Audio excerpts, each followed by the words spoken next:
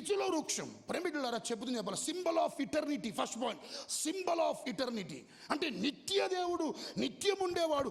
కాలాన్ని బట్టి చెట్లు మారుతున్నట్లుగా ఈ చెట్టు మారదు. ఏ కాలమైనా సరే నీళ్లు లేకపోయినా సారవంతమైనటువంటి ఏంటంట భూమి కాకపోయినా ఆ చెట్టు మహావృక్షమై ఎదిగిద్ది అనే విషయాన్ని ప్రేమికులారా వాక్యం సెలవిస్తా ఉంది. ఇప్పుడు మనం అడుగుతా, ఇప్పుడు మన నిత్య దేవుడిని ఏం చేస్తున్నప్పుడు, ఆరాధిస్తున్నప్పుడు, మరి మన జీవితంలో గమనించండి, వర్షాకాలం వస్తుంది అంటే అప్పుడు మనకి ఏంటంటే మన జీవితంలో సీజన్ ఉంటుంది, అన్ సీజన్ ఉంటుంది. సీజన్లో ఏం చేస్తాం? సీజన్లో స్తుతించినంతగా అన్ సీజన్లో స్తుతించాం. చేస్తామండి? సీజన్ అంటే ఏంటి? సీజన్ అంటే ఏంటి? డబ్బులు బాగా వచ్చే ఒక సమయం ఉంటుంది, అందరికీ డబ్బులు బాగా సంపాదించే ఒక సమయం ఉంటుంది. అప్పుడు ఏం చేస్తాం మనం? దేవుణ్ణి ఏంటంట చక్కగా స్తుతిస్తాం, ప్రభుని గణపరుస్తాం, కొనియాడతాం. అట్టనే గమనించండి, ఎండాకాలం కూడా వస్తుంది. మరి అప్పుడు ఏం చేయొద్దు? మరి ఇప్పుడు నీ దేవుడు నిత్య దేవుడు ఉన్నప్పుడు నిత్యము స్తుతించబడతాడు అని నీకు తెలిసినప్పుడు నువ్వేం చేయాలి? మరి నేనేం చేయాలి? నువ్వేం చేయాలి? నిత్యము నువ్వు కూడా దేవుణ్ణి చెప్పండి, నిత్యము నీ దేవుణ్ణి ఏం చేయాలి? నువ్వు స్తుతించాలి. గమనించండి, కడుపు నిండా అన్నం పెట్టినా స్తుతించాలి, కారం మెతుకులు నోచుకోకపోయినా కూడా దేవుని స్తుతించాలి. జింక పిల్లల గంతులేయగలిగే ఆరోగ్యం ఉన్నా స్తుతించాలి. ఒక అడుగు తీసి ఏంటంటే అడుగు వేయలేని బలహీనత నీలో ఉన్న దేవుణ్ణి ఏం చేయాలి చెప్పాలి? స్తుతించాలి. కాలాన్ని బట్టి నీ భక్తి మారొద్దు. ఈ చెట్టు మారలే, నీ దేవుడు నిత్య దేవుడు. నువ్వు నేను మనం ఏం చేయాలి? మరి నిత్యం ఏం చేయాలంట? నిత్యము ఆయన బిడ్డలమైన మనం ఏం చేయాలి? ఆ దేవుడు అంటే నిత్యము ఆయన ఆరాధించాలి. ఆమేన్ చెప్పండి ఒకసారి, ఇంకొంచెం బిగ్గరగా హల్లెలూయా. నీలో ఆరోగ్యం ఉన్నా స్తుతించాలి, ఉన్న ఆరోగ్యం ఏంటంటే పోయినా స్తుతించాలి. నీ జీవితంలో ఏది జరిగినా ఒకటి మాత్రం మర్చిపో, మాకు నీ దేవుడు నిత్య దేవుడు, ఆయన ఎప్పుడూ మారడు. నీ ఆత్మీయతలో కూడా మార్పు రావద్దు, నీ భక్తిలో మార్పు రావద్దు, నువ్వు స్తుతించే అనుభవాల్లో మార్పు రావద్దని దేవుని సన్నిధిలో ప్రేమికులారా ప్రభుపేట మనవి చేస్తున్నాను. కీర్తన 81వ అధ్యాయం, ఇంకా బాగా అర్థం చూడండి ఒకసారి. కీర్తన 81వ అధ్యాయం చూడండి, 3వ వచనం. అమావాస్యలో కొమ్ము ఊదాలంట. కొమ్ము ఊదుడి కట్టడ చట్టం, అది చట్టం ఏంటంటే ఎప్పుడెప్పుడు ఊదాల కొమ్ము, ఎప్పుడెప్పుడు ఊదాలంట. అమావాస్య నాడు కొమ్ము ఊదాలి. ఇంకెప్పుడు? నిండు పౌర్ణమి రోజు ఏం చేయాలంట? అక్కడ రాయబడుతుంది ఏమున్నాడు? పున్నమి నాడు ఏం చేయాలి? కొమ్ము. వినండి, పున్నమి రోజు చక్కగా చెదట కనపడుతుంది. చెప్పండి, చూసేటప్పుడు పున్నమి రెట కనపడుతుంది నిండుగా. మన జీవితంలో నిండైన అనుభవాలు ఉంటాయి. దేనికి ఏంటంట కొరత లేని అనుభవాలు ఉంటాయి, సమృద్ధి ఉంటుంది. అలాంటి అప్పుడు అందరం ఏం చేస్తాం? అందరం ఏం చేస్తాం? వద్దనకుండా స్తుతిస్తాం, వద్దనకుండా మోకరిస్తాం, వద్దనకుండా ప్రభువుని ప్రేమికులారా ఆరాధిస్తాం. కానీ ఇంకొకటి, అమావాస్య రోజు కూడా, అమావాస్య చీకటి, నీ జీవితంలో చీకటి అలుముకున్నా ఏం చేయాలి చెప్పాలి? నువ్వు ఏం చేయాలంటే అమ్మా, దరిద్రత ఒకవేళ వచ్చినా, లేమొచ్చినా, ప్రతికూల పరిస్థితులకు వచ్చిన అమావాస్య రోజు కొమ్ము ఊదాలి, పౌర్ణమి రోజు కూడా ఏం చేయాలంట అంటే అర్థం ఏంటి? నీ భక్తి నీకు వచ్చేటువంటి భౌతిక సంబంధమైన ఏంటంట వాటిని మీద నీ భక్తి ఎప్పుడు ఆధారపడకూడదు. నువ్వు నిత్యము స్తుతించాలి. ఎవరిని చెప్పాలి బిగ్గరగా? ఎవరిని? దేవుడిని మనం నిత్యము స్తుతించాలి. సమృద్ధిగా ఉన్నా స్తుతించాలి, లేమిలో కూడా అది చెప్తున్నాడు. అందుకే నా పిచ్చల వృక్షము నాటి నిత్య దేవుడని ఏవో పేరిట ఏం చేశారంట? ఫస్ట్ పాయింట్ ప్రేమికులారా, ఇట్స్ సింబల్ ఆఫ్ ఇటర్నిటీ, నిత్యం ఉండే దేవుడు. నువ్వు నిత్యం ఏం చేయాలి? నిత్యము స్తుతించాలి. నువ్వు ప్రేమికులారా కాలాన్ని బట్టి నీ భక్తి మారుతుందా? నువ్వు సరైన భక్తి పౌరురాలు కాదు. కాలాన్ని భక్తి మారుతుంది, సరైన భక్తి చేయట్లు నువ్వు, నీ భక్తిలో లోపం ఉంది. నువ్వు అంత ఆధ్యాత్మిక ఎదగట్లేదు. సంవత్సరాల తరబడి దేవుళ్ళు ఉంటున్నాం మనం. నీ భక్తి ఎలా ఉంది చెప్పాలా? దీవించబడితేనే, ఆశీర్వదించబడితేనే, అనుకున్నవని జరిగితేనే నీకు దేవుడు. మిగతా పరిస్థితుల్లో ప్రతికూలతలు ఉన్నప్పుడు నువ్వు అంతకుముందు సమృద్ధిగా ఉన్నప్పుడు స్తుతిస్తున్నంతగా స్తుతించట్లే. అది దయచేసి క్రైస్తవ లక్షణం కానే కాదు. దానియేలు అంట నేరం ప్రేమికులను అతని మీద వేసి సింహాల భూమిలో వేస్తే రాజు వచ్చి అంటున్న మాట చెప్పాలండి, ఎవరికాడికి వచ్చి ఆ సింహాల బోన్లో దానియేలు లేచినాక ఆ రాజు చెప్పిన మాట ఏం చెప్పాలా? చూడండి, దానియేలు గ్రంథం 6వ అధ్యాయం 16వ వచనం. దానియేలు గ్రంథం 6వ అధ్యాయం 16వ వచనం. త్వరగా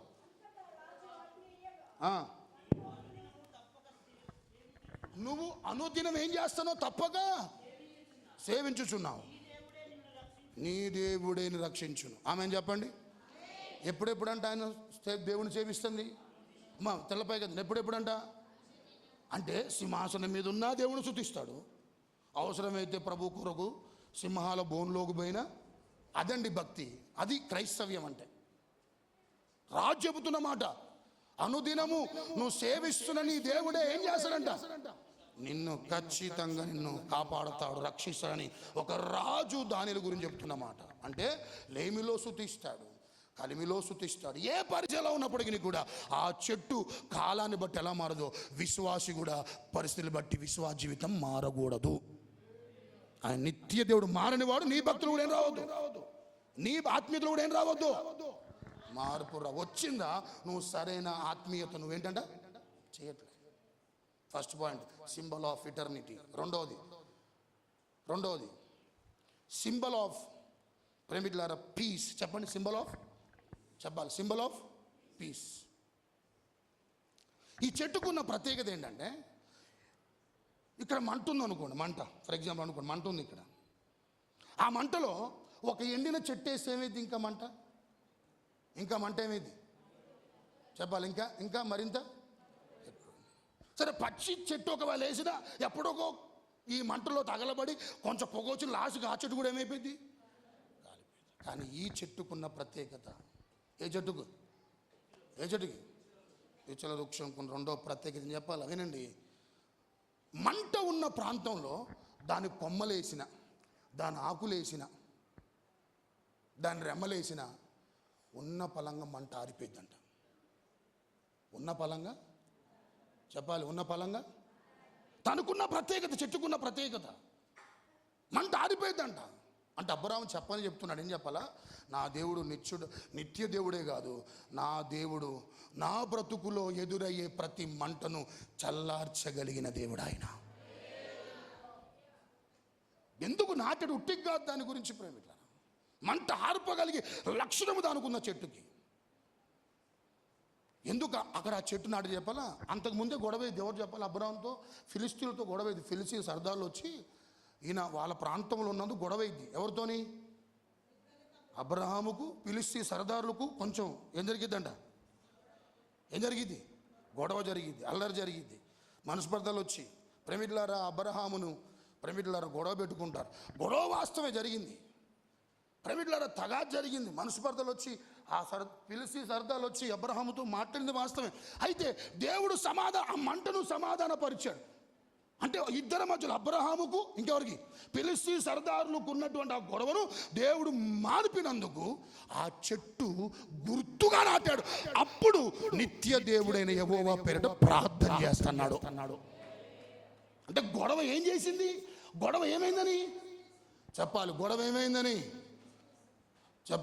ఏమైందని సద్దు మణిగిందని, మనస్పర్ధాలు అర్థమై ఒకళ్ళొకరు అర్థం చేసుకొని సమాధాన పడినందుకు గుర్తుగా చెలరేగుతున్న మంట ప్రేమికులారా సాక్షాత్తు దేవుడైన యెహోవా పిచ్చుల వృక్షమై ఆ గొడవలోకి వచ్చి దేవుడు ఆ గొడవను సద్దుమనిచి సమాధాన పరిచయంలో గుర్తుగా ఆ చెట్టు నాటి అబ్రహాం ప్రార్థన చేస్తున్నాడు. తలపై గతండి. మీ దైనందిన జీవితాల్లో కొన్నిసార్లు నిష్కారణంగా నీతో గొడవ పెట్టుకుంటే తెలుసా? నిష్కారణంగా అలాంటి వాళ్ళు ఉంటారు. మీకు కారణం లేకుండా ఏం చేస్తారు? గొడవ పెట్టుకుంటారు. సరే, కొన్నిసార్లు మనస్పర్ధాలు వచ్చి గొడవ పెట్టుకుంటారు. కొన్నిసార్లు వాళ్ళదే పొరపాటు, మందే ఉండదు, అయినా గొడవ పెట్టుకుంటారు. కొన్నిసార్లు మందే పొరపాటు అయింది వాళ్ళతో. కొన్నిసార్లు ఏమేంటంట? ఏమొస్తుంది చెప్పండి ఒకసారి? గొడవ వస్తుంది. వచ్చినప్పుడు దయచేసి వెళ్ళిన సంగమా, నువ్వు నేను మనం అందరం ఏం చెప్పాలా? పిచ్చల వృక్షముగా సాదృశ్యంగా ఉన్న దేవుణ్ణి, ప్రభువా ఈ గొడవలోనికి రాని, నువ్వు ఆ గొడవలో ఏ మాత్రం ఇసమంతా నీ ప్రమేయమేమీ లేకుండా నువ్వు దేవుడికి అవకాశం ఇచ్చుడు. దేంట్లో ఆ గొడవల్లో ప్రభువా నీ ప్రమేయమే ఉండకూడదు. ప్రభువా నువ్వు వచ్చి దీన్ని సాల్వ్ చేయ ప్రభు అంటే ఆ రోజు అబ్రహాం ఫిలిష్తీయుల మధ్యలో ఉన్న ఆ తగాదును సద్దుమణిచినట్లు నీ జీవితంలో నిష్కారణంగా నీతో గొడవ పెట్టుకున్న వారితో నువ్వేంటో ప్రభు తెలిసి వచ్చేలా దేవుడే సంగతులు సమాధానపరుస్తాడు. ఆమేన్ చెప్పండి ఒకసారి. ఆమేన్. చూడండి, ఆ మాట నిజమేనా అని ఆలోచన చేస్తే కీర్తన 46వ అధ్యాయం 8వ వచనం. త్వరగా కీర్తన 46 8వ వచనం. ఆయనే భూమి మీద నాశనం కలుగు చేస్తాడు. బూదిగంతల వరకు యుద్ధములను మానుపువాడు, ఇల్లు విరుచువాడు ఆయనే. చాలండి. ఇక్కడ చదవబడ్డ వచ్చిన దేవుడు ఎలాంటి వాడంట? యుద్ధములను ఏం చేసేవాడంట? మానుపువాడు. ఇంకేమన్నాడు అక్కడ? దాని ముందు వచ్చిన భూమి మీద నాశనమును అంటే అర్థమైందంటే గమనించండి, దేవుడు ఉగ్రతకి ఎట్లయినా ఇది ఆల్రెడీ సిద్ధపడి దేనికి? రేపొద్దున దేవుడు ఉగ్రతకి ఇది కాసుకొని ఉంది, అది వేరే విషయం. కానీ దేవుని బిడ్డలుగా గమనించండి సంగమా, నా జీవితంలో దేవుడు దేన్ని చెప్పాలి నాశనం చేసేది? అసమాధానాన్ని నాశనం చేస్తాడు, అల్లరిని నాశనం చేస్తాడు, గొడవలు నాశనం చేస్తాడు, మనసు పర్దాలు నాశనం చేస్తాడు. అల్లరికి కారణమైన ప్రతిదాన్ని నా దేవుడు కాల్చివేస్తాడు ఆయన. ఆమేన్ చెప్పండి ఒకసారి. ఆమేన్. ఇప్పుడు నేనంట ప్రపంచంలో ఈ దేశాల మధ్య యుద్ధాలు ఇలా కలుగుతుంటే వినండి సంగమా, ఆఫ్టర్ ఆల్ ఇంట్లో నలుగురు ఉంటే ఆ నలుగురు మధ్యలో వచ్చే యుద్ధాన్ని దేవుడు మానపలేడా? నన్ను అడుగుతున్నా ప్రశ్న. స్టీఫెన్, దేశాల మధ్య జరిగే యుద్ధాన్ని ఆపుతున్నప్పుడు ఆఫ్టర్ ఆల్ ఇంట్లో ఎంతమంది ఉంటారు? ఎంతమంది చెప్పండి, ఎంతమంది ఉంటారు? నలుగురు ఉంటారు. ఉన్నప్పుడు మీ ఇంట్లో జరుగుతున్న యుద్ధాన్ని దేవుడు మానపలేడా? మానుపుతాడా? మానపడా? భార్య భర్తల మధ్య ఉన్న గొడవను మానపడా? పిల్లలకు తల్లిదండ్రులకు ఉన్న గొడవను మానపడా? అన్నదమ్ములకు ఉన్న గొడవ మానపడా? అక్కా చెల్లెలకు ఉన్న గొడవ మానపడా? మానుపుతాడా? మానపడా? బిగ్గరగా చెప్పండి, మానుపుతాడా? మానపడా? మానుపుతాడు. నమ్మండి వాక్యాన్ని. ఆ చెట్టు చెప్పగానే చెబుతుంది, ఏం చెప్పాలా? గమనించండి ప్రేమికులారా. ఏంటంటే అది చల్లార్చిద్దంట. మంటను ఏం చేస్తుందంట? చెప్పాలి, మంటను ఏం చేస్తుందంట? మంటను చల్లారుస్తుంది. అడుగు, ప్రభు నా ఇంట్లో సమాధానం ఉందయ్యా, రా ప్రభు, నా వల్ల కావట్లేదు. ఈ గొడవనేం చేయి, ఈ గొడవనేం చేయి. ఇంకెవరి చేతిలో పెట్టినా మరింత సమస్య జటిలమైపోయింది. నీ చేతిలో పెట్టినా ఇంకా భయంకరమైన పరిస్థితులు దారి. కానీ నువ్వు దేవుడి చేతిలో కనుక పెడితే సమస్య పురమిట్ల సునాయాసంగా ప్రభు పరిష్కరిస్తాడు ఆయన. ఏం చేయాలి మరి? ప్రభు రా నాయన, ఎక్కడికి అయ్యా? ఈ గొడవలోకి రా నాయన, దీని ఏం చేయి, సాల్వ్ చేయి ప్రభు అని అడుగు ప్రభు దగ్గర. రమ్మనంటే దయచేసినండి, వాక్యం ఏం చెప్తుంది? అలా బ్రతుకుతే గొడవలే ఉండవండి. దేవుని పిలవటం అంటే ఏం చెప్పాలా? వినండి, వాక్యములో ఒక మంచి ఉదాహరణ. ఏశావు 400 మందితో అసలు ఎవరితోని? 400 మంది ఎవరిని చంపడానికి? రైట్. వచ్చినప్పుడు అంటండి ముందే మాట్లాడుకున్నారు. ఏం చెప్పాలా? మా అన్న వస్తున్నాడు, వాళ్ళ కుటుంబాన్ని అంతా ముందు పెట్టి ఆయన కనపడగానే మనం 7 సార్లు సాష్టాంగపడాలి. ఎవరికి? ఏశావు ముందు చెప్పాడు. తర్వాత కానుకలు ఇద్దాం. ఏమిద్దాం? ఏం చల్లార్చడానికి? చెప్పండి, ఏం చల్లార్చడానికి? మూడవది, ఏశావును చూసిన తర్వాతకి ఇసాకన్న మాట చెప్పాలా? నీ ముఖం అన్నయ్య దేవుడు ముఖం లాగా ఉంది అన్నాడు. చెప్పాలా? ఏమన్నాడు? నీ ముఖం దేవుడు ముఖం లాగా ఉంది అన్నాడు. ఫ్లాట్ అయిపోయిందండి. ఎవరు? అదే నువ్వైతే నేనైతే మనం ఏమని చెప్పాలి? ఆడు ఉప్పునే మొహం లాగా ఉంది అంటాం మనం. గొడవకి కయ్యానికి కాళ్ళు ఊతూ సిద్ధంగా ఉన్నట్టుగా ఉంది మొహం అంటాం.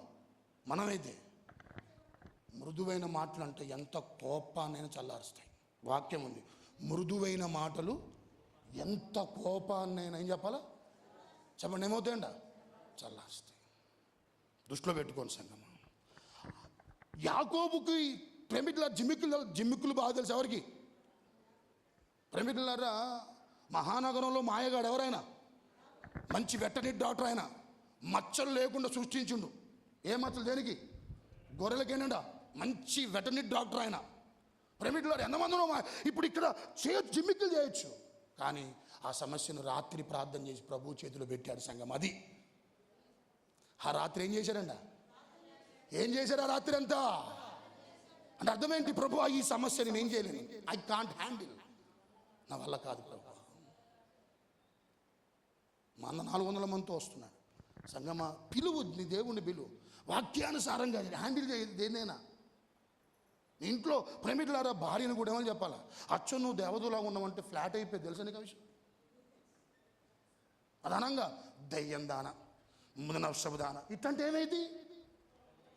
ఏమైంది? ఇప్పుడు ఆమంటది కదా, నిన్ను చేసుకోబట్టి నా దీపం ఏమైపోయింది, నా బతికిడు తలగబడింది అంట. నువ్వేమంట చెప్పాలి అప్పుడు? ఒకప్పుడు నేను టైగర్, ఒకప్పుడు నేను అదంటావు. ఈలోపు వాళ్ళమ్మ అందుకుంటుంది. ఎవరమ్మా? కొడుకు తల్లి అనుకుంటుంది. అవును, ఒకప్పుడు మావాడు పులి, ఇప్పుడు ఏమైండు? ఏమైతే అండి ఇవన్నీ? ఏమైతే ఎక్కడికి పోతాయి ఇవన్నీ? యాడిపోతాయి ఇవన్నీ? ఈరోజు నుంచి my dear wife, you are looking so good, so smart అనండి. రోజంతా నీకు బానిసగా ఉంటుంది చెప్పాలా? బానిసగా.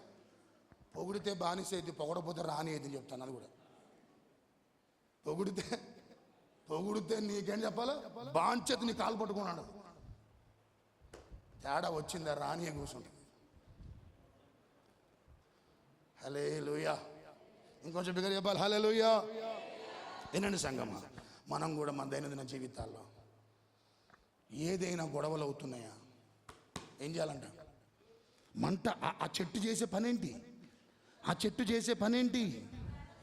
చెట్టు చేసే పని చెప్పండి ఒకసారి. ఆకులు కానీ, రెమ్మలు కానీ, దాని యొక్క కొమ్మలు కానీ మంటలు వేయగానే ఏమే చెప్పాలా? చల్లారిపోయింది. ఒక చిన్న భార్య భర్త చూసి చెప్పనా, వినండి. ఒక కాంపిటేటివ్ ఎగ్జామ్ అంటండి. ఏం ఎగ్జామ్ అంట? ఎగ్జామ్లో ఒక 7,000 మంది పాల్గొన్నారంట. దాంట్లో అడిగిన ప్రశ్న ఏంటన్నా, ఎవరైనా కాంపిటేటివ్ ఎగ్జామ్ రాస్తే ఈ ప్రశ్న రావచ్చు, దీనికి మీరు ఏం చెప్పాలా?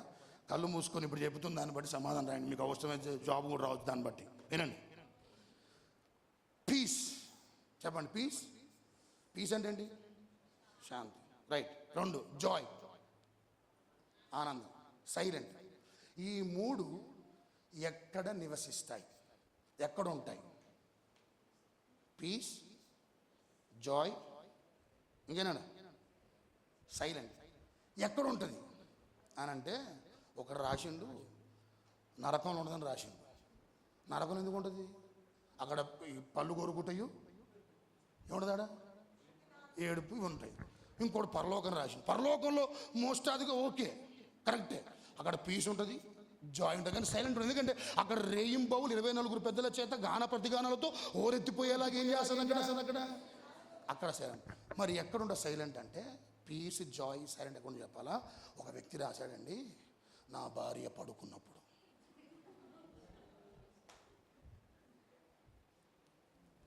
నా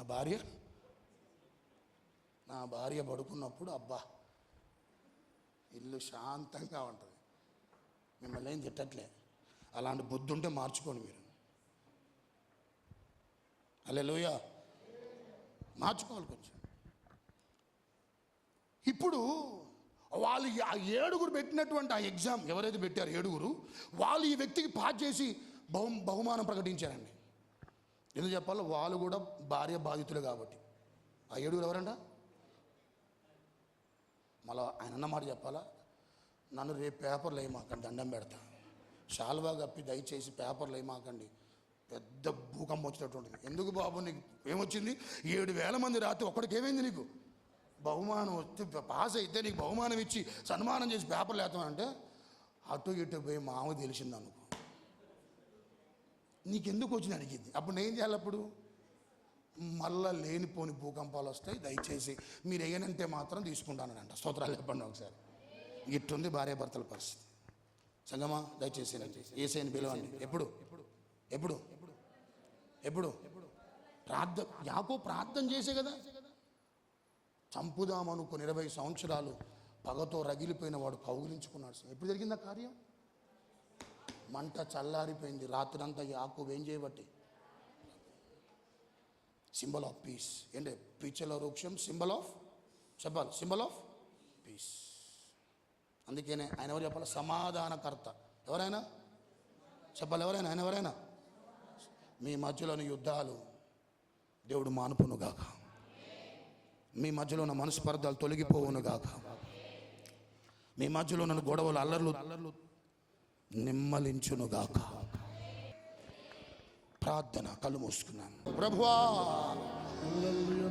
అబ్రహాము తన బ్రతుకులో, అబ్రహాము తన జీవితములో, నా దేవుడు నిత్య దేవుడు, నా దేవుడు నిన్న ఉండి ఈరోజు మరిగిపోయే దేవుడు కాదు. భూత వర్తమాన కాలములో ఒకే రీతిగా ఉన్న దేవుడు, ఒకే రీతిగా ఉన్న దేవుడు. నేను అలా ఉంటా, నేను అలా ఉండాలి. నిత్యము నా దేవుడిని స్తుతించే వ్యక్తిగా నేను ఉండాలి. పరిస్థితులు ఎలా ఉన్నా, ప్రతికూలతలు ఎలా ఉన్నా, ప్రతిఘటనలు ఎలా ఉన్నా, నా జీవితంలో అవరోధాలు ఎన్నొచ్చినా, కలిమిలో ఉన్నా, సంపన్న స్థితిలో ఉన్నా, సమృద్ధిలో ఉన్నా, కడు పేద స్థితిలో ఉన్నా, నిత్యము స్తుతించే బిడ్డగా నేను ఉండాలి. నిత్యము నా దేవుడిని ఆరాధించే వ్యక్తిగా నేను ఉండాలి.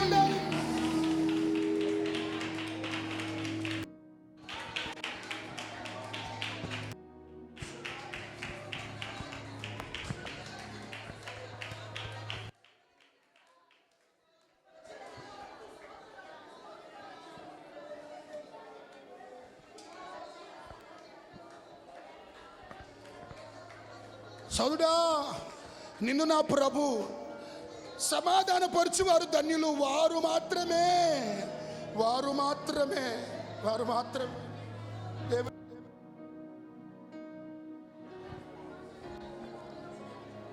ఆ పిచ్చల వృక్షం యొక్క కొమ్మలు మంటలో పడగానే చల్లారిపోతుంది మంట. ఆమేన్. అబ్రాహాముకు చెబుతున్నాడు, ఫిలిస్తీన్లతో నాకున్నటువంటి అసమాధానాన్ని నా దేవుడు సమాధానపరిచాడు. అందుకు గుర్తుగా పిచ్చల వృక్షాన్ని నాటి. ఆమేన్. ప్రార్థన చేసుకో. నా ద్వారా ఎవరు బాధపడొద్దయ్యా, నా ద్వారా ఎవరు ఇబ్బంది పడొద్దయ్యా, నా ద్వారా నా మాటల ద్వారా ఎవరు గాయపరచబడొద్దయ్యా, అనేక మందికి కుటుంబాల్లో నా ప్రవర్తన ద్వారా ఎవరు ఇబ్బంది పడొద్దయ్యా, అనేక మందికి నా ద్వారా మీ నామానికి మహిమ రావాలయ్యా. ఎవరికి ఆటంకంగా ఉండనయ్యా.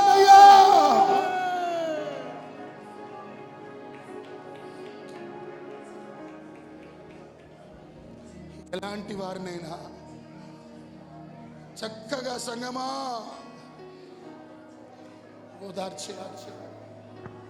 అర్థం చేయబోతున్నాను. ఇలాంటి అనుభవాలు నాకు అయ్యా. అబ్రహాము ఎందుకు దీవించబడ్డాడు నాకు అర్థమైంది నాయన. అబ్రహాము ఎందుకు ఆశీర్వదించబడ్డాడు. ఈ మాటలు ప్రభువా నిజంగా బిడ్డలతో మాట్లాడితే చేతులెత్తిన బిడ్డలందరూ నా దేవుడు దర్శించాడు, నా దేవుడు బలపరచునుగాక. ప్రభువా, ఈ యొక్క పిచ్చల వృక్షము symbol of eternity, symbol of piece, symbol of comfort, symbol of strength. ఈ అనుభవాలు మా జీవితాల్లో చూడాలయ్యా. ఈ అనుభవాలు మా జీవితాల్లో చూడాలి ప్రభువా. అట్టి కృప అందరికీ దయచేయమని మనందరిని ఆశీర్వదించి వాక్యానుసారంగా జీవించే కృప మా అందరికీ మన యేసు నామములో వేడుకుంటున్నాను తండ్రి. ఆమేన్.